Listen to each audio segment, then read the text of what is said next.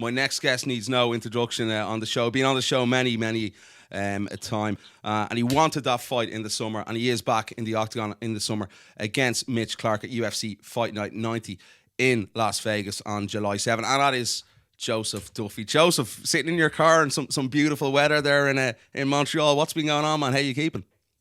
Another pile now, just topping up the tan. You know the story.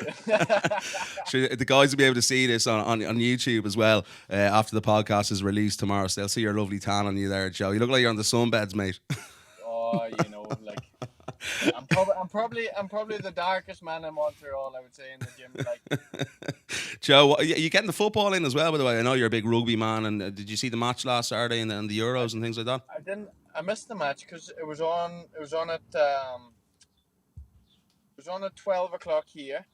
Yeah. And that was what time we were sparring, like, so it was bad timing for me. So I was sparring, so I missed the football. I seen the rugby there the last day, but I'm pretty sure I should catch the next game now. So I think it works out well. I'll have to double check on it, but yeah, we're gonna think it's kickoff's 2 here, so it'll be 9 a.m. in the morning, I think, your time. That's it. It's early doors here, so that's it. I'll catch that one anyway. They'll get it in. All right, Joe, lots going on, obviously, in the gym up in TriStar. There's a lot of guys in action this weekend. Obviously, Rory McDonald and Warner Boy main eventing. I know Joe's in action against Valerie as well, which is, 2 cracking fights. It's obviously been a busy time in the gym. What's been going on the last number of weeks? What's the 6 or 7 on the card, I think, from TriStar this weekend?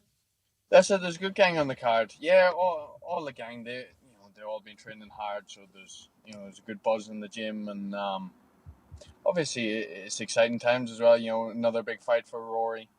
And he's been bringing in good training partners and people we get the opportunity to work with. So that's been quite exciting as well. So just a real buzz around the gym. Looking forward to Saturday and going up and watching all the troops. Yeah, of course. All the troops performing. So it'd be good. I was saying that just the off air before we got on. In relation to what coaches you be training with, obviously Firas a lot. Does that take away from you and coming up to a big fight as well? How does Firas delegate his time with the guys? No, it doesn't really take away any bit at all. I'm lucky. Firas is obviously the head coach and oversees everything, but we've got so many good coaches in the gym.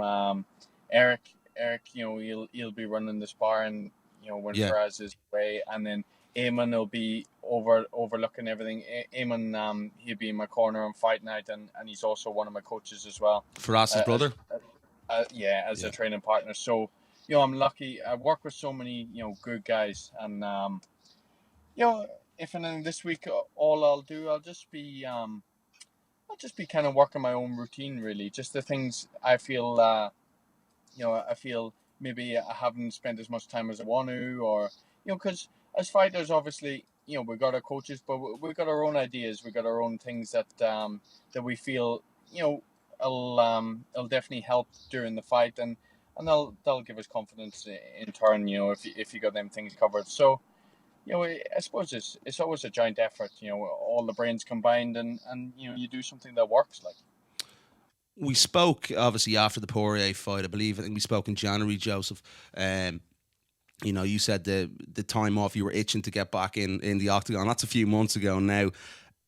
Looking at the time you've had off now, has it been almost, therapeutical for your mindset and your body? Because obviously you had a couple of fight camps in a row leading to the Poirier fight.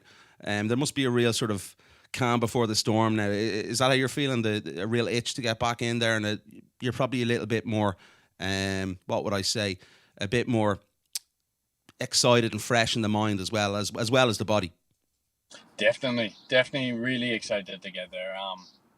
I don't know, just a different feel to the whole thing. I think after the fight got pulled in Dublin, I spent 10 hard weeks dieting and everything else getting ready, to have the disappointment, and then,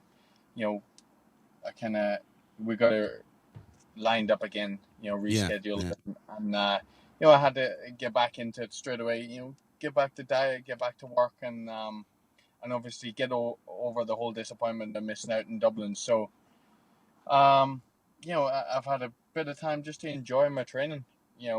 That's the whole reason I do it. I love training, and it's been perfect for me. I've been able to enjoy some good food as well. As fighters, I think pretty much every fighter's got a bit of a funny relationship with food. Like, we're always denying ourselves, so when we can eat, it's always a bit of a relief.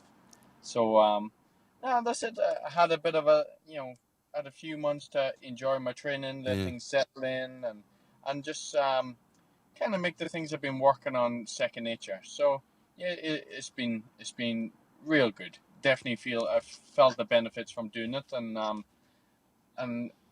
think I said it in a few interviews already, but like I got to get back home for one of my best friend's wedding, and that as well. Now just seeing everyone and everything is kind of lit a fire as well. I come into my sessions hungry, and I'm really pushing, and I got that drive again. So I'm excited, really, really excited. You said in an interview, I think it was with actually Pete, who's obviously my co-host now, that little knacker.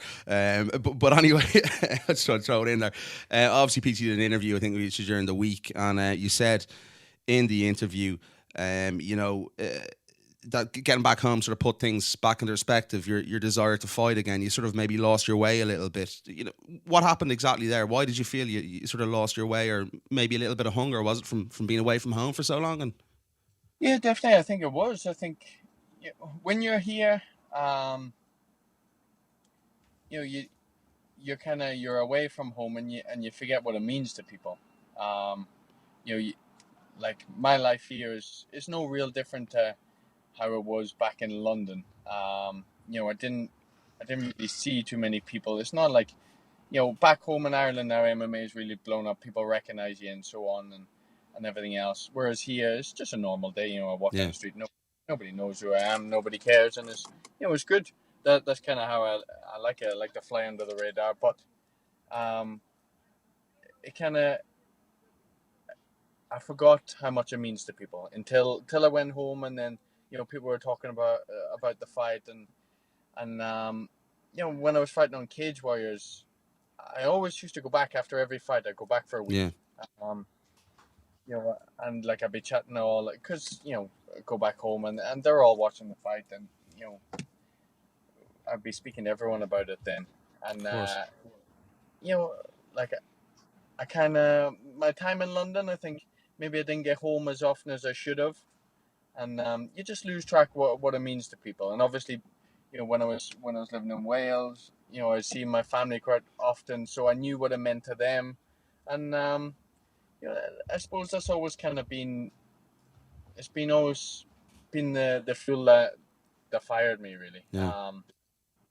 It's always, I train for myself because I enjoy it, and I compete because I enjoy competing. But at the same time, doing well and representing my county, represent my country, and representing all the people that supported me from day one.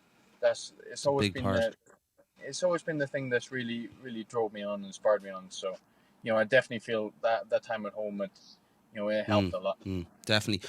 And another thing you mentioned there, Joe, as well, was you've got to eat a lot more, sort of what you want to eat. Coming in now, and what is it? We're just under a month away, I think, to Fight Week. The new restrictions the UFC have put in on Fight Week. What effect will that have on you? Have you had to adjust up your diet with George? Have you been working with George Lockhart again ahead of this? And what is the process for you? Is it just more of a healthier sort of lifestyle in general? I'm always kind of ahead of the game weight wise. Is something I don't find it easy to make 55. Yeah. In certain ways, like the cut isn't huge. I'm not a huge cutter because I just don't believe in working so hard in the gym, cardio wise, and then messing it all up last minute with cutting too much water. And so I'm always strict on my diet, and I spoke to George about the regulations and everything, and what do you think of the regulations as well? Do you agree with them? Obviously, with the IV ban as well. The IV ban, like, I never really used the IV until until late in my career. Which was, cage, one of the Cage Warriors or whatever. So like the IV thing, I didn't really find much of a No difference. difference. Yeah. Obviously, like I think some people really liked it because they're cutting a lot of weight and they felt better quicker. But for me, the amount of water I was cutting, I didn't need it. I think pretty much my whole career, I didn't use the IV, so that wasn't a big deal for me. And what has George had to do to get you to that weight, a week earlier? Is there a different process or with the weight cutting? No, well, like the weight they want us at, I used to turn up at that weight anyway. Okay, so it's no difference for you. I know. I think the stipulations is you can show up heavier, but obviously they're going to monitor your weight throughout the week and so on. And 169 for lightweights. 169, but I think anything, I don't think you got to be that to the point where they're going to pull the fight. Okay. I think you can show up heavier, but obviously they're gonna monitor you a little bit more. Okay. Now last fight I showed up, I think it was 169, and it was if anything too easy. So I'll probably show up slightly heavier this time just because I find once I drop below 169, naturally diet wise, I start to feel a little bit weaker. I kind of know my body well, and I know sitting around 172 is where I feel good. And 172, I know like the amount of food I had fight week last time was plenty, so I'll probably still end up cutting the same amount of weight. It won't be no more. It'll be just a case similar of process. Yeah, I haven't got to kill myself too early. That's all. Joe, you talked about what Firas was going to do with you after the last fight. You were going to make some adjustments in your game. Where have those adjustments? Where have you focused on making those adjustments? I think obviously, there's been a lot of adjustments. I think after I came back from boxing. What were you disappointed with in the Poirier fight? That areas that you felt that you needed to work on yourself, or even what was the conversation yourself and Firas had? There was a few frustrating points for me. I felt a little bit flat. I just felt like I don't know. I didn't feel like I had that drive, that zip. I didn't feel. I felt like I wasn't thinking as clearly as well. Okay. Like maybe just like my head was clouded a little bit too much, and I just wasn't going in there with everything concrete. That's the only way I can put it. Everything second nature. I can't really put a reason on that or whatever. But since I came back, for us, it's had me doing a lot more shoot boxing, so I'm not so single-minded. Obviously, me and Breeze, we've been making trips to New York as well. Getting down with them guys. Gordon Ryan, Gary Tone, and Eddie Cummins. Training with John Danaher. Awesome. So obviously, rolling with the best grapplers in the world, and I just feel, I would say, like my grappling and wrestling is definitely areas that's come on. But I feel like I'm not so one track minded. I definitely feel like I'm putting it all back together a little bit better than I did in the Poirier fight. That's for sure. Do you think there might have been a little bit too much pressure on you? Because the UFC have put you on big cards predominantly. They're putting you on another big card, especially on International Fight Week as well. You're supposed to headline Dublin. You're on the head prelim spot, and we've seen what they've done since that fight with the Fight Pass portion. They've really boosted that slot in the card. It's a really sort of prestigious area to be on the card now. Did you feel there was extra pressure possibly going into that fight, and it had all come a little bit too quickly, maybe? It definitely came quick, but they're the kind of challenges you got to relish. In this sport, it's when you get an opportunity, you take it. You can, if you don't, you could be looking back saying, I wonder if I'd done this, or if I'd done that. So for me, I like that challenge. I like to I'd rather live with no regrets. That's my thoughts on it. And still to this day, I believe, I believe I can win that fight, and I believe, I'm a better fighter. No excuses. Dustin was just better on the night. That's the long and short of it. And It'll happen again, Joe. I don't believe it's derailed anything. I don't Yeah. I don't worry about the pressure or anything else. I just gotta go back to the gym. I go back to work, and just gotta keep working hard. Or the results will take care of themselves. You've talked about as well there, obviously, just a couple of moments ago about the mind and not being as clear as it has, in prior fights. You've Mitch Clark coming up now on July 7th. Do you feel as though it's about taking your chances? Because we know you're solid everywhere, and obviously just with the mind being more focused now, as you've said, you've had a little bit of time off. Is everything going to flow a lot better in this fight, do you feel, as it did? Obviously, it didn't against Dustin Poirier. Do you think this is the fight where we're going to see Joe Duffy bounce back? Yeah, without a doubt. Training's going great. Training's going really well. Like I said, I'm putting everything together well, and I'm gonna go out there, enjoy it, do my thing, and I really do feel I got a good feeling. I got a good feeling that things are gonna come together, and this time off is definitely, I'm going to reap the rewards from it. What's your sparring process, Joe? Who do you work with at the moment? Will you be training with Rory, obviously, on fight week, or is he a little bit too heavy?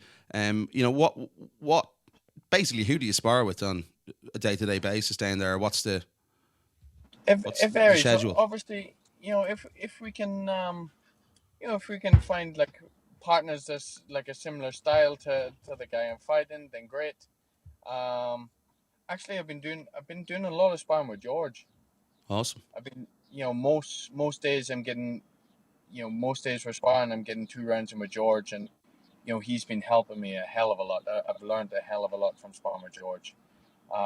In relation to stand up, or in relation to other aspects of the game, where have you really felt you've learned from George? All different areas, I suppose. It's every time you spar, like without even knowing it, your body's making them little adjustments. Things are happening, and your mind's making decisions for you. Muscle memory. Exactly, that muscle memory, and I don't believe there's probably anyone that's been in the game who makes better decisions than George. And obviously, getting to share the octagon with him, at least 2 rounds every week. Is that something that the Firas has wanted you to do? Is it something you've done? Have you formed a relationship with George that you're at that point now? I suppose I think we both feel that we're beneficial for each other. Because George's a martial artist. He always wants to, he always wants to keep learning, and he's enjoyed the rounds he's got with me. So I've been lucky enough to to get rounds in with obviously one of the best pound for pounds in the world. So that's been awesome. Anytime I get rounds in with Rory is incredible. He's such a good martial artist. People just they have no idea how good he is. It's so good to work with him, and obviously Breeze being my main training partner, I'm always getting plenty of working with Breeze.